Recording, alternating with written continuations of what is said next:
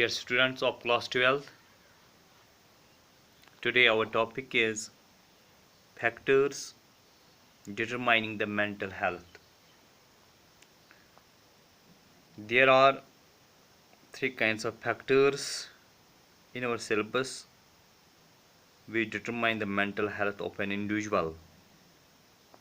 These are heredity factors, physical factors, and social factors. First of all, we will discuss here today the heredity factors. Heredity एक इंसान के mental health को develop करने में अहम role अदा करती है। मुख्तलिफ जीन्स होते हैं जो इंसान के अंदर मौजूद होते हैं।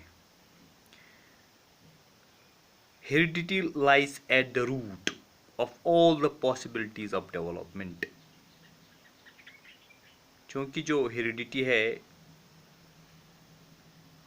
एक इंसान की हेरिडिटी को देखकर हम अंदाज़ा लगा सकते हैं कि उसकी मेंटल डेवलपमेंट कैसी है। पहली बात जो हेरिडिटी में आता है वही फिज़िक। एक इंसान का फिज़िक हमें देखना है हेरिडिटी के हिसाब से, उसकी आबा व अजदाद के हिसाब से, उसके एंसेस्टर्स के हिसाब से, उसके माँ बाप के हिसाब से हम देखते हैं कि फिज़िक उसका कैसा है, यानी height, weight, colour of eyes, hair, physical structure और मुख्तलिफ डिफेक्ट्स भी हो सकते हैं, जैसे डेफनेस, डफनेस, ब्लाइंडनेस। ये तमाम चीज़ें एक इंसान के डेवलप होने में अहम रोल अदा कर सकते हैं। अगर किसी इंसान में इन जो डिफेक्ट्स मैंने बताए हैं, किसी इंसान में ये डिफेक्ट्स मौजूद है, तो ज़रूरी बात है वो अपने आप को इन्फीरियर महसूस करेगा। तो ज़रूरी सी बात है कि उसकी जो मेंटल हेल्थ डेवलपमेंट वो कमज़ोर हो जाएगी। इसी तरह अगर कोई इंसान फिज़िकली सही है, ठीक है, तो वो बाकी बच्चों से अपने आप को ज़्यादा अच्छा महसूस करेगा, बैलेंस्ड होगा वो, और उसका मेंटल हेल्थ उन बाकी बच्चों से ज़्यादा हो सकता है।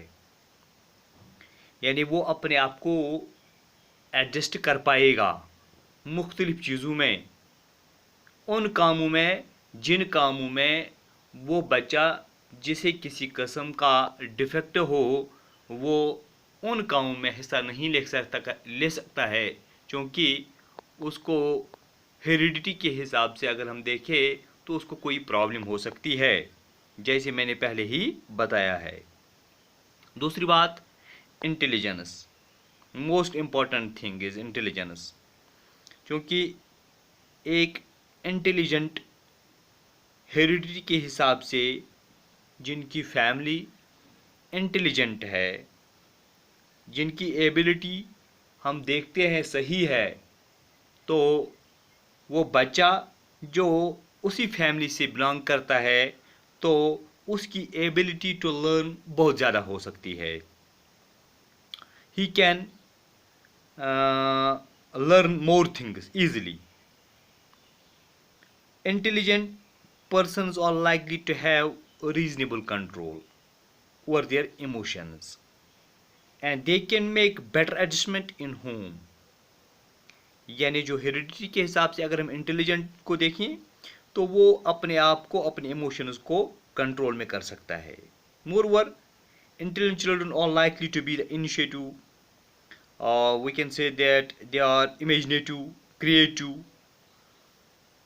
mental health and other aspects of development of the person, namely physical, cognitive, emotional, social, language, moral, are significantly influenced and controlled by the level of intelligence.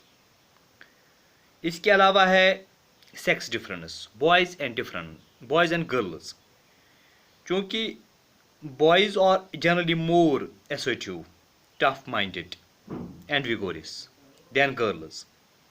They generally show interest in machinery and outdoor activities and prefer adventure. But girls are interested in less vigorous activities, games.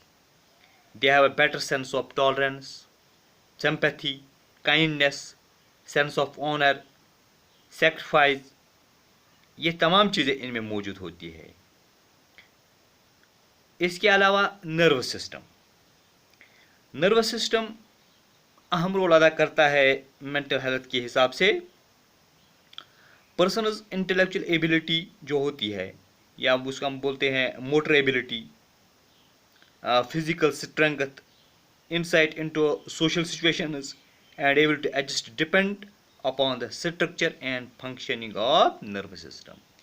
यानी वो अपने आप को adjust कर सकता है, अपनी knowledge को बढ़ा सकता है, अपने नज़रिए को बढ़ा सकता है, जबकि उसका नर्व सिस्टम सही होगा। अगर किसी किस्म की कोई इंजरी, कोई डिफेक्ट, कोई प्रॉब्लम उसके नर्व सिस्टम में होगी तो he will have a negative effect in the development of the person. इन चीज़ों से उसके डेवलपमेंट में बुरा असर पड़ सकता है। इसी तरह और एक बात है जिसको हम बोलते हैं केमिक्यू, that means the endocrine glands. Endocrine glands जो होते हैं ये अहम रोल अदा करते हैं एक इंसान के फिजिकली डेवलप होने में, उसका मेंटल हेल्थ डेवलप होने में ये एक अहम रोल अदा करते हैं। जिसकी एंडोक्राइन ग्लैंड सही हो सकते हैं उसको फिजिकल हम देख सकते हैं, वो फिजिकली ठीक होगा, उसके इमोशन सही होंगे, वो सोशली ठीक होगा। तो जब वो सही तरीके से अपने सोसाइटी में एडजस्ट होगा तो उसका मेंटल हेल्थ भी ठीक होगा। इंशाल्लाह हम दूसरे वीडियो में हम सोशल और फिजिकल फैक्टर्स पढ़ेंगे। Thank you.